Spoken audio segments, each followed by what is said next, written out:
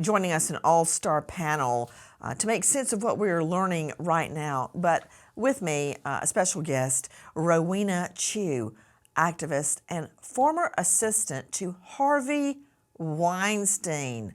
His name tastes like dirt in my mouth. Convicted on multiple rapes, and she has just written a New York Times guest essay, I Was a Celebrity Assistant, The Power Imbalance is Very Real. Rowena Chu, thank you for being with us. I enjoyed your article. I read it several times over, and I try to compare what you're saying and your situation with Harvey Weinstein, may he rot in hell, to Matthew Perry's assistant. Number one, Matthew Perry was not a criminal and was not a rapist, number one. But you point out assistants often do things that are, let me just say, legally and ethically questionable. In your case, what does that mean?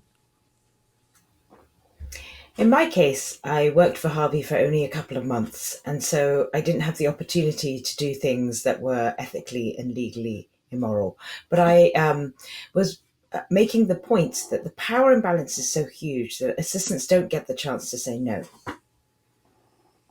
You also pointed out a quote that compared assistants that may do illegal acts or unethical acts to the guards at Auschwitz, that they knew what was happening was wrong. And you make a very subtle yet important distinction. Explain. The comparison was really with ordinary folks that lived in Nazi Germany, whether or not you can hold them accountable for the events that happened in the country. So I'm really making a point about bystanders that don't have any real power themselves, and they are essentially invisible, or they don't have an identity of their own, and they don't have the autonomy to make decisions. And so I feel that celebrity assistants, I also call them butlers, I constantly felt that I was invisible. I had no autonomy. I frequently didn't really have a name of my own. I would call people up and say, I'm calling from Harvey Weinstein's office, but I wouldn't mention my own name because I was that insignificant.